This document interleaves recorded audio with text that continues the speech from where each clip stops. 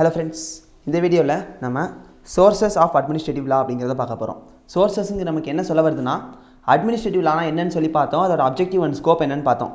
அந்த particular administrative lawக்கு இதுதான் law, இதுதான் வந்து power அப்படினு சொல்லி அதுக்கான ஒரு information content எங்க இருந்து எடுக்கறாங்க, அதுக்கான source எங்க இருந்து கிடைக்குதுன்னா அதெல்லாம் தான் இப்போ நம்ம பார்க்க போறோம்.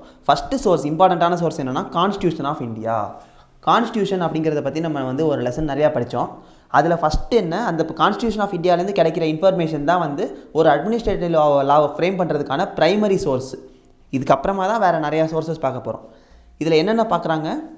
Article 73 executive power of the union. யூனியன்னா என்ன? சென்ட்ரல் கவர்மெண்ட்னு சொல்லி பார்த்தோம். அந்த சென்ட்ரல் கவர்மெண்ட்டுக்கான எக்ஸிகியூட்டிவ் பவர்ஸ் வந்து ஆர்டிகல் 73 ல சொல்லப்பட்டிருக்கு.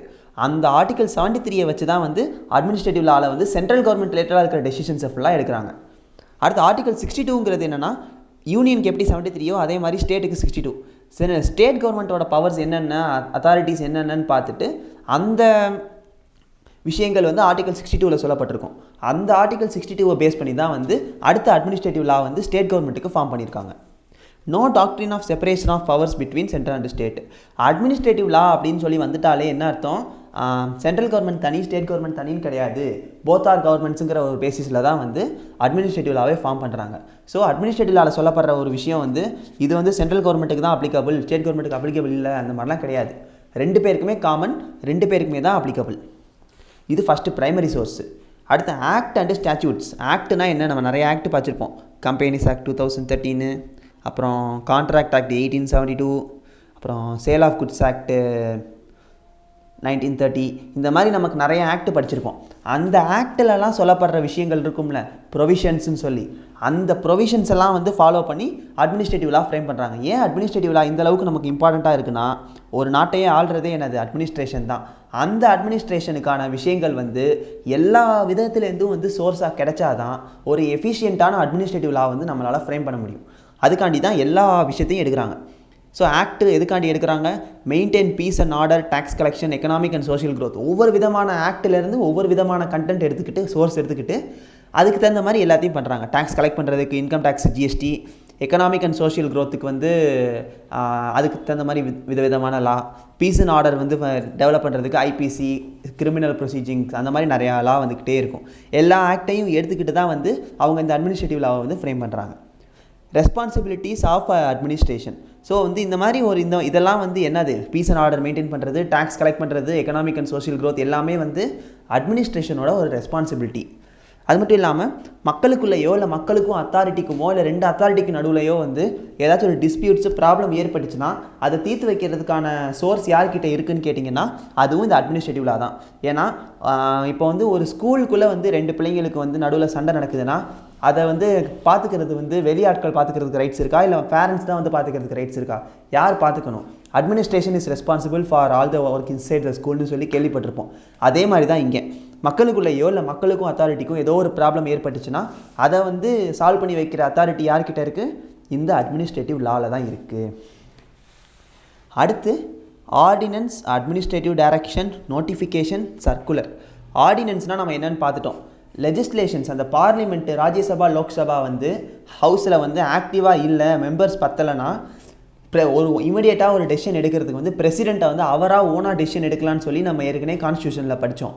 அந்த அவர் சொல்கிற ஆர்டினன்ஸையும் வந்து அட்மினிஸ்ட்ரேட்டிவ் லாக்கான ஒரு சோர்ஸாக எடுத்துக்கலாம் அப்படின்னு சொல்கிறாங்க. அப்புறம் அட்மினிஸ்ட்ரேட்டிவ் டைரக்ஷன்ஸு, நோட்டிஃபிகேஷன்ஸு, சர்க்குலர்ஸு, இதுவும் வந்து நமக்கு அந்த நோட்டிஃபிகேஷன் விடுவாங்கல்ல, கவர்மெண்ட் நோட்டிஃபிகேஷன், கவர்மெண்ட் சர்க்குலரையும் வந்து ஒரு சோர்ஸாக எடுத்து அட்மினிஸ்ட்ரேட்டிவ் லா வந்து ஃப்ரேம் பண்ணலாம். இது third type. And last type என்னென்னு பார்த்தீங்கன்னா ஜுடிஷியல் டெசிஷன்.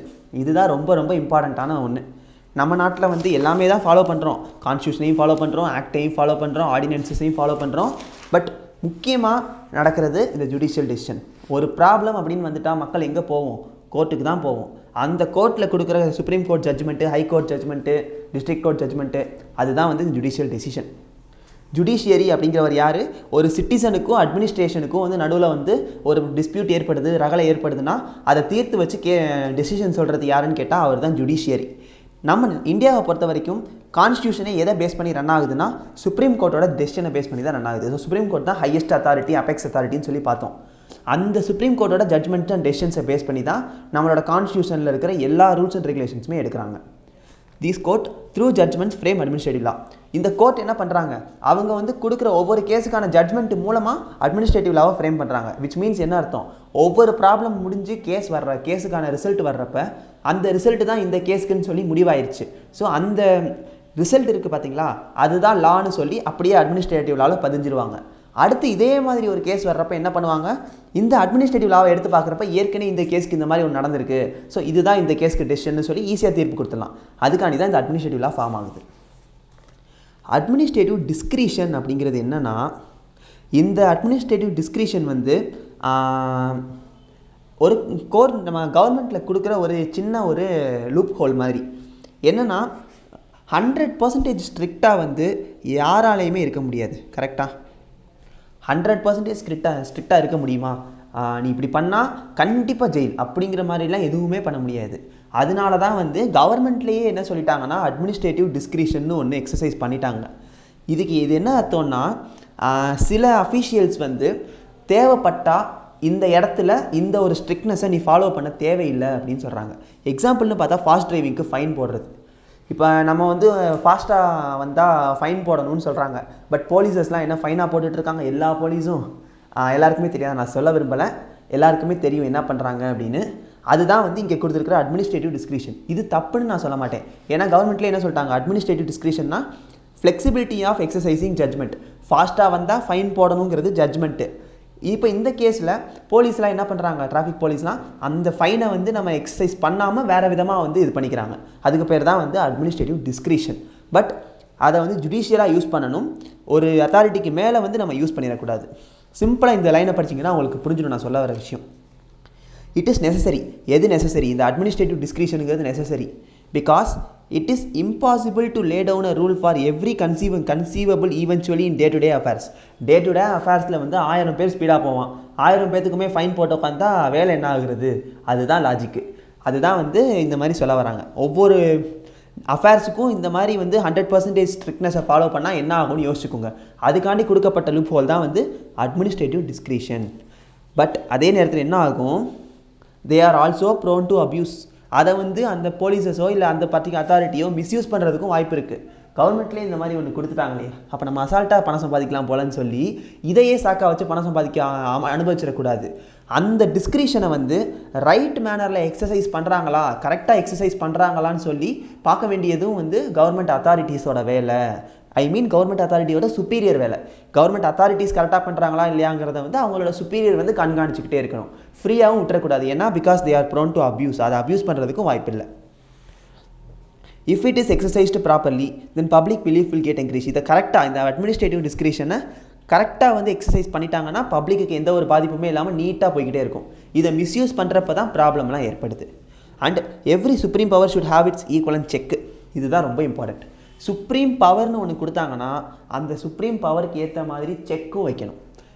ஏன்னா அது வந்து ரொம்ப ஒரு ஆணவம் மாதிரி ஆகிடக்கூடாது. நம்மகிட்ட தான் எல்லா பவரும் இருக்குல்ல, என்ன வேணாலும் பண்ணலாம் அப்படிங்கிற மாதிரி ஒரு விஷயம் ஆகிடக்கூடாது.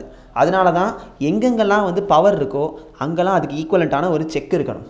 விச் மீன்ஸ் அது விஷயத்துலேயே வந்து ஒரு தப்பு நடந்துச்சுன்னா, இப்போ ஹைகோர்ட்டில் தப்பு நடந்துச்சு, இப்போ ஃபஸ்ட்டு டிஸ்ட்ரிக்ட் கோர்ட்டில் ஒரு தப்பு நடக்குதுன்னா அதுக்கான செக் என்ன, மக்களுக்கு அப்பீலுங்கிற ஆப்ஷன் கொடுத்துருக்காங்க. நீங்கள் வந்து டிஸ்ட்ரிக்ட் கோர்ட் ஜட்ஜு மேலே நம்பிக்கை இல்லை, தப்பாக கொடுத்துட்டாருன்னு நினச்சிங்கன்னா நீங்கள் என்ன பண்ணிக்கலாம், ஹைகோர்ட்டில் போய் சுப்ரீம் கேஸ் போட்டுக்கலாம். சப்போஸ் ஹைகோர்ட்லேயும் தப்பாக சொல்கிறாங்கன்னு நினச்சிங்கன்னா சுப்ரீம் கோர்ட்டில் போய் கேஸ் போட்டுக்கலான்னு சொல்லி பப்ளிக்கு வந்து ஒரு ஈக்குவலன்ட் அந்த கோர்ட்டுக்கு வந்து ஒரு செக் வச்சுருக்காங்க. அதே மாதிரி போலீஸ் வந்து தப்பு பண்ணாங்கன்னா போலீஸோட ஹையர் அஃபிஷியல் கமிஷனரை போய் கம்ப்ளைண்ட் பண்ணலாம். இந்த மாதிரி ஒவ்வொரு பவருக்கும் ஒவ்வொரு செக் வைக்கிறாங்க. இதுதான் வந்து கரெக்டான ரெட்ரெசல் மெக்கானிசமாக இருக்கணும். செக் இல்லைன்னா இந்த பவர் வந்து பயங்கரமான ஒரு ஆணவமாக மாறிடும். அந்த ஒரு விஷயத்துக்காண்டி தான் இந்த மாதிரி வந்து சில டிஸ்கிரிஷன்ஸ் அண்ட் சில முடிவுகள் வந்திருக்கு. இதுதான் இம்பார்ட்டண்ட்டான ஒரு ஜுடிஷியல் டெசிஷன். இது வந்து இம்பார்ட்டண்ட்டான ஒரு தியரி கொஸ்டின் வேறு, நல்லா பார்த்துக்கோங்க. That's all. இதோட நமக்கு வந்து அட்மினிஸ்ட்ரேட்டிவ் லாவோட சோர்சஸ் முடியுது. அடுத்த வீடியோவில் நம்ம ரெமெடிஸ் பார்ப்போம். என்னென்ன டைப் ஆஃப் ரெமெடிஸ் இருக்குது மக்களுக்கு இந்த கான்ஸ்டியூஷனில் அப்படின்னு பார்ப்போம். இதில் ஏதாச்சும் டவுட்ஸ் இருக்குன்னா கமெண்ட்ஸில் கேளுங்க. தேங்க்யூ.